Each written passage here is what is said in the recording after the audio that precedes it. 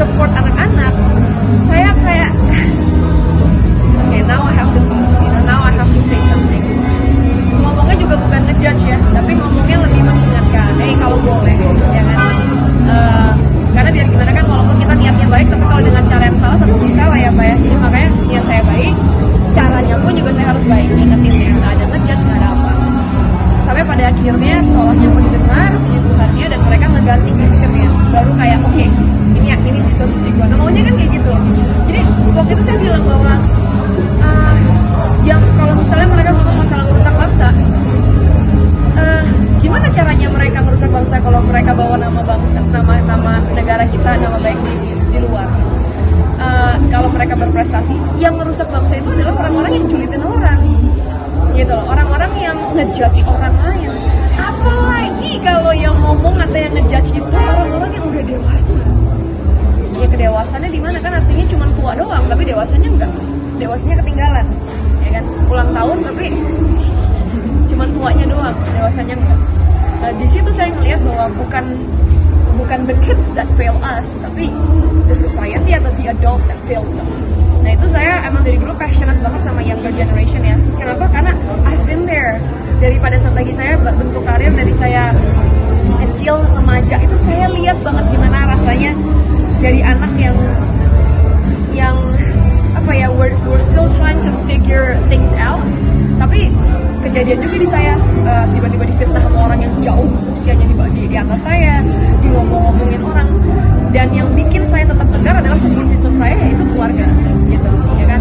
Jadi saya tahu banget rasanya disakitin sama orang-orang atau dikecewakan sama orang-orang yang saya pikir, loh kalian tuh harusnya jadi orang tua gue, loh kok malah fitnah dan ngomongin gue ya, gitu. Because maybe ada trauma itunya, ada kayak gue ya gitu. That's why saya pada akhirnya saya speak up gitu. Dan yang puji Tuhan ya, katanya mereka setelah itu komentar-komentarnya kemudian menjadi positif ya pada saat lagi saya tulis itu. Sebenarnya tujuannya cuma pengen ngingetin loh, hey adults gitu kan, hey orang-orang dewasa gitu. Kalian itu jangan cuma jagonya di olahraga jari gitu, ya kan? Jangan cuma cepetnya di olahraga jari.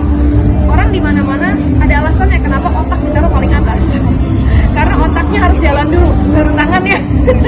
Jangan sebaliknya gitu. Makanya kemarin saya coba dan puji Tuhannya, maksudnya sekolahnya juga bahkan sampai DM saya, ya kita terima kasih buat masukannya untuk kita diingetin, ya udah kan, namanya orang, nah artinya kan orang gede aja bisa lupa, bisa kalau tidak diingatkan bisa lupa, apalagi anak kecil kan. Dan yang saya lihat kayak gini loh, even pun misalnya menurut pihak-pihak tertentu anak-anak ini melakukan hal yang salah, jangan dong caranya dikecam. Katanya kita budaya Indonesia, ya kan, budaya Indonesia itu kan penuh tata krama, tapi tata kramanya nggak ada, yang ada julitin. Masa sih kita pengen julid itu jadi tradisi Indonesia? Kan nggak mau gitu. Kalau mau ngomongin masalah budaya Indonesia itu kaya dengan rambut tamahnya. Jadi kalau misalnya kita mau ngomong soal ini budaya barat, jangan disambung-sambungin ke situ. Karena dengan kamu menjulitin, mengecam, ngejudge orang lain, tidak menghargai perbedaan, ya kan, Bhinneka Tunggal Ika, ya artinya sebenarnya kamu yang sebenarnya tidak sedang menjalankan budaya Indonesia. Gitu. Kamu yang sekarang lagi nggak tahu nih kenapa lo bisa berpikir bahwa it's okay for you to bash these kids. Gitu. Nah itu isi yang saya agak kayak, aduh. Kamu juga mengalami trauma seperti itu. Iya. Cara kamu buat untuk dari itu seperti apa? Ya, apa ya? Mami saya dulu pernah bilang, pembalasan dendam paling kejam adalah kasih mereka lihat prestasi kamu. Jadi itu, pada saat saya lagi sakit hati, saya justru kayak, lu lihat, bentar ya. Gitu.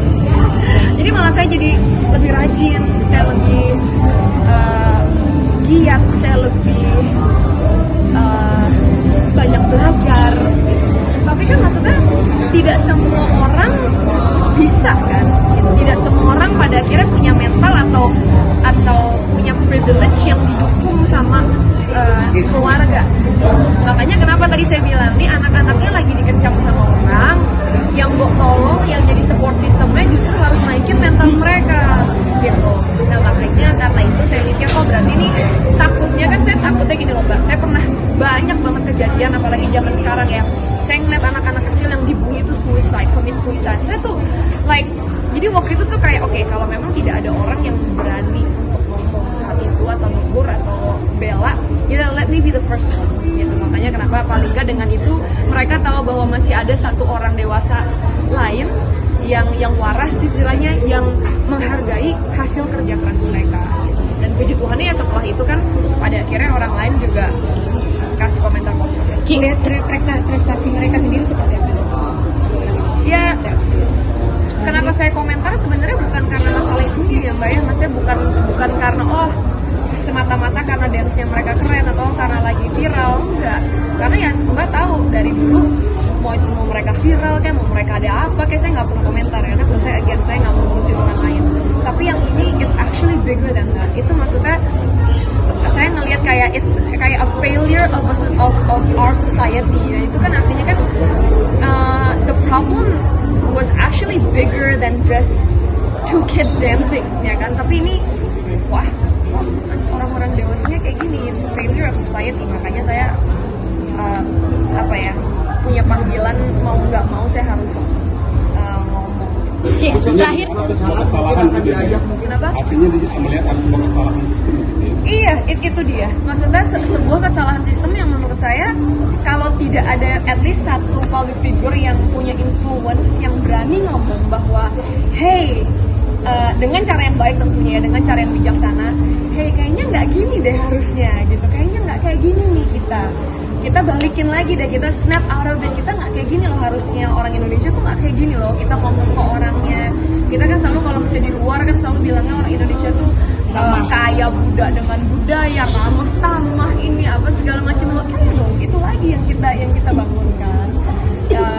Nah itu sih makanya begitu saya ngelihat ada sedikit sistem yang salah gitu di society. Saya ngelihatnya bukan cuman waduh ini berarti bukan cuma masalah dua orang nari. Artinya kalau sampai mereka bisa melihat itu dari sisi yang kayak begitu, nanti lain kali ada lagi yang pada akhirnya apa?